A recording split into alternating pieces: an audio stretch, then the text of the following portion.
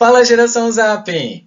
Bom, gente, mais um vídeo da série Tempo de Estudar História, né? E hoje, especificamente, nós vamos falar sobre Revolução Francesa. O tema ele é bem complexo, tem muitos assuntos, na verdade, muitas vertentes, muitos temas, e a gente vai falar só o iniciozinho da Revolução, tá? Quem sabe a gente vai ter que fazer outros vídeos só para falar sobre o tema da Revolução Francesa. Mas então, antes de a gente iniciar, se você é novo aqui, já peço para se inscrever no canal, ativar o sininho para você então acompanhar nossos próximos vídeos aqui da série e também já dizer, né, que ao longo do vídeo eu vou passar uma hashtag. E aí já fica o convite para vocês. Convite não, vocês têm que assistir até o final, porque aí tem que escrever nos comentários e aí você vê. Se está escrito no comentário é porque assistiu o vídeo até o final. Então agora até o final, acredito que vocês vão gostar da nossa aula de hoje, que é sobre a Revolução Francesa. E no final, então, vai estar lá a hashtag. E aí se tu tiver lá nos comentários com a hashtag, aí eu vou até dar um ponto de prova oral, tá? Então tem que ficar até o finalzinho. O tema de hoje, então, é Revolução Francesa. Nossa aula vai começar. Pega tuas anotações, pega teu caderno, teu lápis, a tua caneta e vamos para a nossa aula de história. E aí a gente precisa entender o conceito de revolução. Só que eu não vou passar não, tá? Eu vou esperar de vocês, então pode pesquisar o que tu entende mesmo como revolução. Nós já estudamos a Revolução Industrial, então muitos já sabem um pouco desse conceito, mas eu espero que vocês escrevam aqui nos comentários, então, o que é a revolução, o conceito de revolução.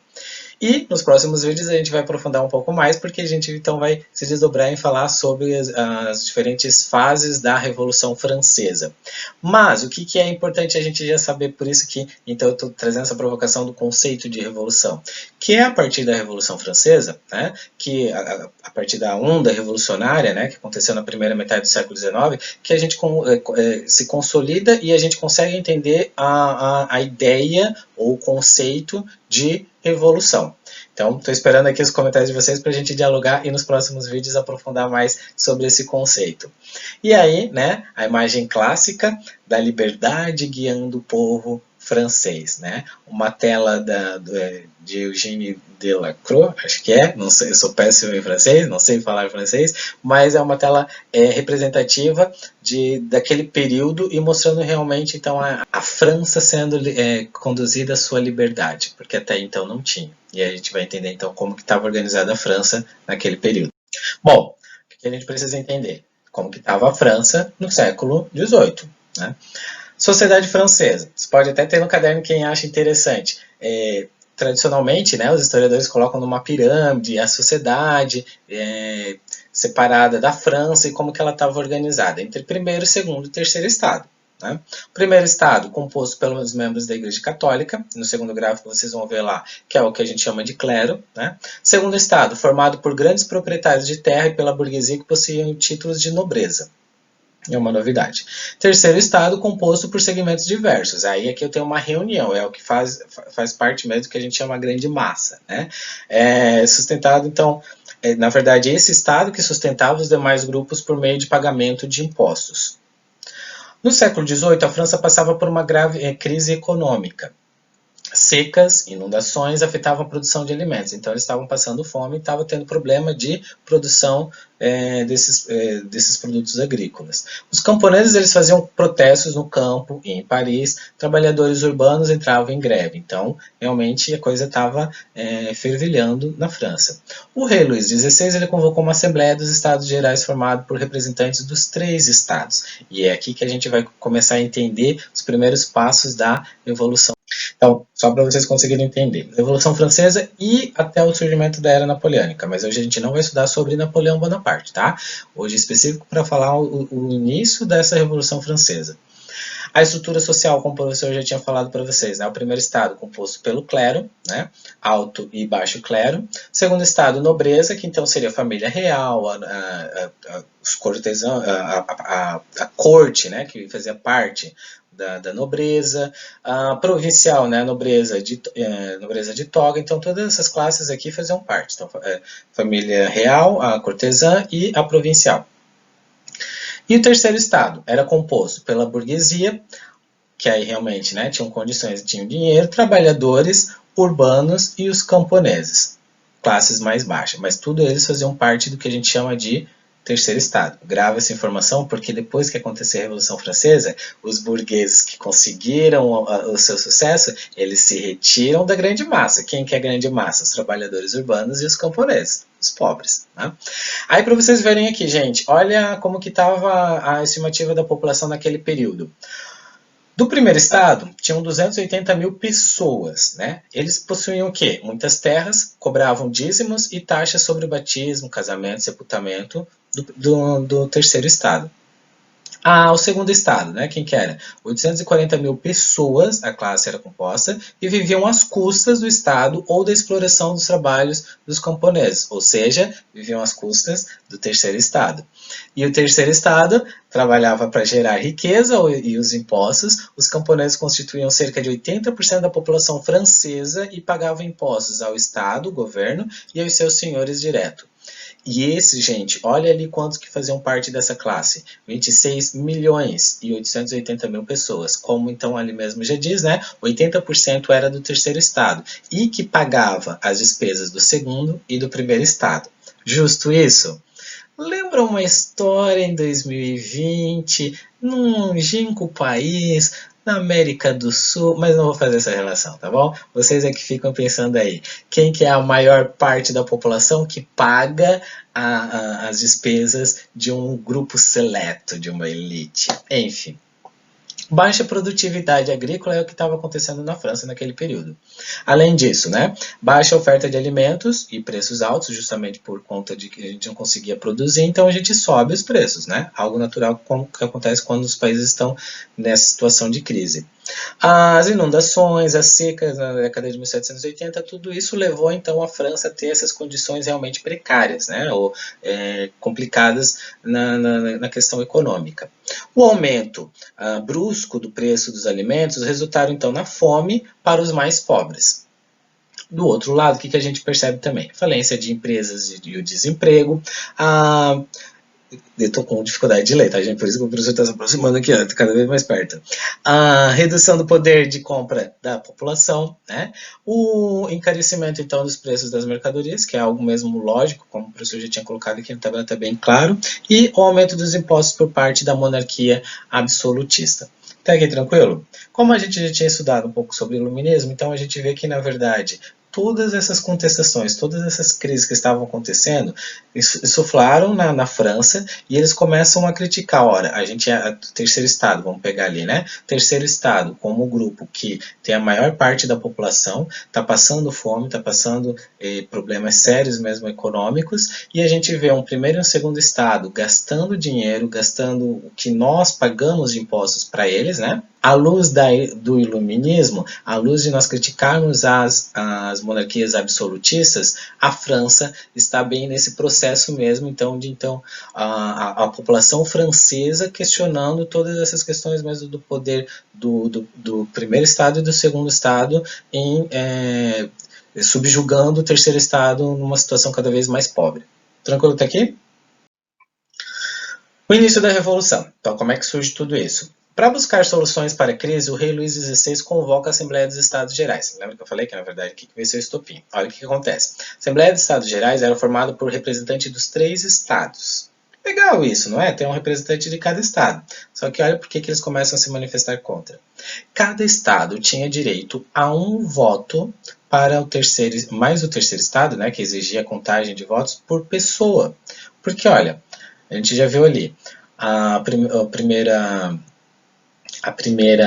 estado e o segundo estado, né, eles têm um número bem reduzido comparado ao terceiro estado, com 26 milhões e meio de população, né? Então contemplando o terceiro estado. Então como que o primeiro e o segundo estado vão ter 2 votos e o terceiro estado vai ter 1 voto apenas? Sendo que primeiro e segundo estado têm os mesmos interesses, um ajuda o outro.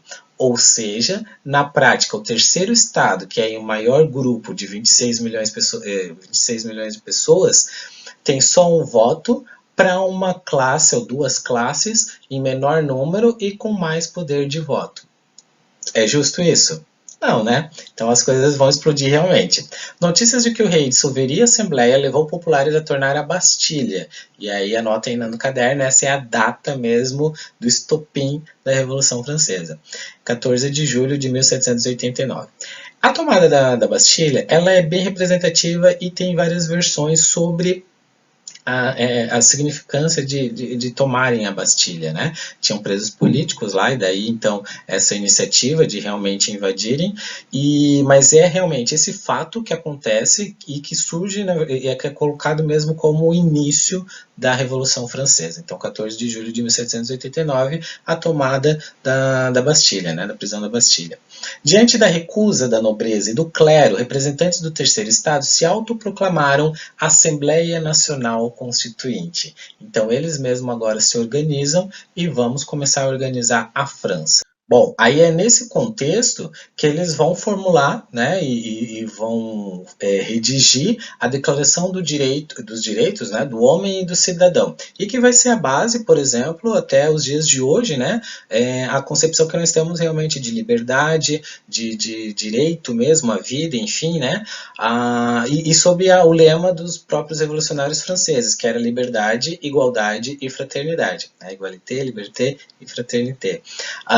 Então, assim, eles colocam nesse documento muito do que eles queriam para a França naquele período. E vai se tornar, na verdade, como lema das próximas constituições da França. O Brasil se inspira muito sobre esse ideal mesmo de liberdade, igualdade e fraternidade. E o professor tem pretensão de fazer um vídeo específico falando sobre essa questão, porque aí envolve muito mesmo, e hoje se fala, né, sobre direito do homem, e se deturpa muito esse conceito de direito do homem, o que seria esse direito mesmo, e quem tem esse direito, enfim, mas aí isso seria a ideia para um vídeo específico. Mas aí o que eu trouxe para vocês é o artigo primeiro dessa declaração, que se torna realmente básico, como eu já falei para outros países, né, modernos, e inclusive aqui para o Brasil, mas olha que interessante que eles colocam lá em 1789.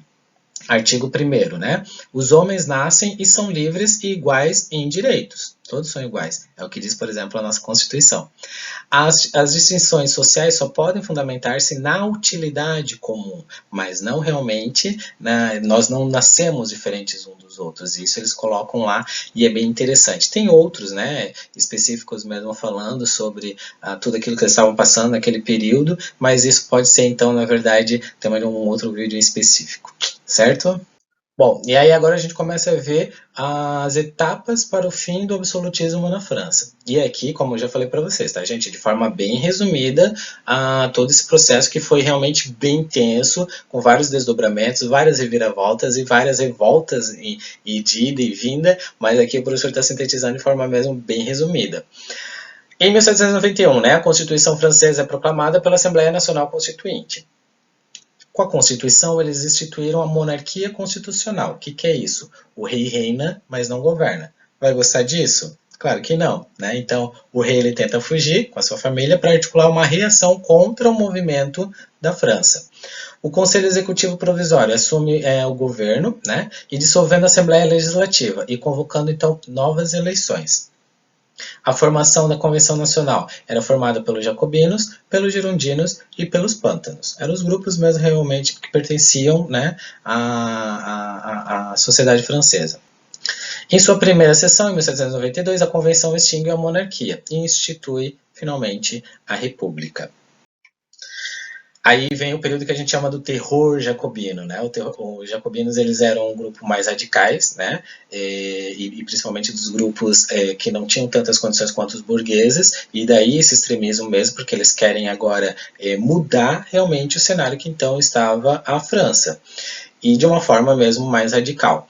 E é o período que a gente chama de a Era do Terror, né? Então, muitos vão ser guilhotinados. O próprio rei, né? O rei e a rainha são condenados à morte, justamente por traição e porque eles vão ser capturados fugindo e tentando mesmo agora conter esse período de revoltas que está acontecendo na França e de transformações de revolução propriamente dita, e no exterior forma-se uma colisão entre vários países contra o movimento da França. Por que os outros países vão estar contra esses movimentos revolucionários? Porque eles estão percebendo que a população está se voltando contra aqueles que dominavam, né? Aqueles que, na verdade, subjugavam toda a população. Quem era? Os reis, né? E a elite, a nobreza, o clero, né? Então, os outros países começam a ficar preocupados e, opa, isso também pode acontecer com os nossos, entre os nossos próprios países. Nós podemos perder nosso próprio trono, né? Então, aí eles começam a se voltar contra o que está acontecendo na França. Na França articulam-se movimentos contra-revolucionários, e aí que eu disse para vocês que vai ter vários desdobramentos, e a gente não vai aprofundar hoje aqui, mas realmente, então assim, foi tudo tranquilo, professor? Foi passo por passo? Não, né? Então, teve os revoltosos, também teve os movimentos contra essa revolução, e aí a coisa mesmo explode, daí mesmo a ideia de Revolução Francesa, porque é uma coisa que realmente ficou muito tenso naquele período. A criação do Comitê de Salvação Nacional e do Tribunal Revolucionário pelos Jacobinos, em 1793, e o terror jacobino, período entre setembro de 1793 e julho de 1794, que vai ser então o período em que muitos vão para a guilhotina, contestava e ia ser guilhotinado, os que contestavam, os que eram contestados pelo contestamento também eram guilhotinados, então todo mundo vai para a guilhotina, é o período que eles consideram mesmo como período do terror. Né? E também tem várias curiosidades para a gente falar sobre o tema, mas isso a gente deixa para os próximos vídeos. Fim da Revolução. Né? Os girondinos e outros setores articulam um golpe contra os jacobinos em julho de 1794. Só que olha que interessante, os girondinos eles fazem parte do que a gente chama, né, dos burgueses e a classe mais alta que compunha também o terceiro estado. Lembra que eu falei ali no início? No primeiro momento eu precisava de todo o terceiro estado, porque são 26 milhões de pessoas, mas a partir do momento que a gente conseguiu chegar ao poder, aí a gente se desvincula e a coisa muda de figura. Lembra alguma coisa para vocês nos dias de hoje? Em 1795 foi elaborada uma nova Constituição. Medidas adotadas pelos jacobinos foram anuladas, como o fim da escravidão nas colônias francesas. O Poder Executivo passa a ser controlado pelo Diretório, né? Órgão composto então por 5 pessoas eleitas. Napoleão Bonaparte surge nesse cenário. Bonaparte ele assume uma das vagas do diretório em outubro de 1799 e é a partir daí que a gente vê ele subindo, né? Na verdade, desde antes na sua carreira militar ele já vai ganhando destaque, mas é a partir daqui que a gente vê então a figura de Napoleão Bonaparte mesmo como poder em si. Consulado, que aí vai ser o período, então, já após a Revolução, né, 1799 a 1804. E é aqui que a gente vai parar, mas eu só queria, na verdade, dar essa brecha já na figura de Napoleão Bonaparte, que acaba acontecendo. Uma nova Constituição que mantém a República, mas dá enormes poderes a Napoleão. Então, Napoleão Bonaparte mesmo surge como uma figura central na França. Prisão de adversários e censura à imprensa, né? Então Napoleão realmente, eles vão dando poder, e aí a autopromoção de Napoleão. Então ele fica como figura central na França. E aí o governo de Napoleão finalmente é instituído. Mas isso já é história das nossas próximas videoaulas, tá? Não vou avançar nesse sentido. A economia. Melhora para os camponeses, né? Para os trabalhadores urbanos e para a burguesia, legalização das terras dos camponeses, drenagem de pântanos, construção de estradas e pontes, a criação do Banco da França, aceleração do processo de industrialização. Tudo isso acaba mesmo fazendo a França agora se reerguer e aí a gente esquecer aquele período obscuro antes da Revolução Francesa. Educação e o direito também vão ter várias conquistas, né? Criação de escolas de ensino fundamental, formação de professores, Código Civil, Código Napoleônico, abolição definitiva de privilégio do clero e da nobreza, o direito da propriedade privada, separação do Estado da Igreja, né? Justamente porque isso foi uma das causas que levaram à Revolução Francesa, a proibição de sindicatos e greves, submissão das mulheres aos maridos. Também é nesse período que surge, né, o direito do homem, né, do cidadão, e que a gente vai ver isso mais à frente num tópico específico, tá? Mas tudo isso acontecendo naquele período da Revolução Francesa. Daí a importância de a gente estudar, e hoje foi a ideia é mais a gente estudar o contexto histórico, e aí os desdobramentos a gente vai ver futuramente. Bom, e chegamos finalmente ao final da aula, certo? Espero que vocês tenham gostado. Não foi tão ruim assim, né? Eu sei que foi um tema mais complexo, mais denso, né? A gente precisava mesmo ver um pouquinho desses desdobramentos, mas espero que vocês tenham curtido. Eu, pelo menos, curti bastante. Já peço para vocês darem aquele like maroto, que me ajuda bastante, né? Se inscrever aqui no canal, se ainda não é inscrito. Ativar o sininho das notificações, porque aí tu vai acompanhar os próximos vídeos que surgirem aqui da série. Nós temos também ainda o quadro do bate-papo com o Puff Show, a partir das ideias que vocês colocarem aqui nos comentários. E aí eu vou saber realmente se tu ficou até o final do vídeo, porque agora tu vai colocar lá nos comentários. Hashtag resumo da história. Esse aqui foi só um resumo da história da Revolução Francesa, né? E eu espero realmente que vocês tenham gostado. Então eu vou ler os comentários e se tu colocou aí, realmente vai ganhar um ponto de prova oral e um ponto de participação aqui no vídeo, certo? Agradeço de coração por todos vocês que estão acompanhando e prestigiando o nosso trabalho realmente. Fico esperando então também as dicas de vocês e sugestões de temas ou inclusive as dúvidas que vocês tiverem e a gente aprofundar agora a partir disso os nossos diálogos. Compartilha com todos os amigos de vocês, né? E a gente se encontra nas nossas próximas videoaulas, certo? Até mais, gente. Beijo do Pô Fechou e até mais. Tchau, tchau.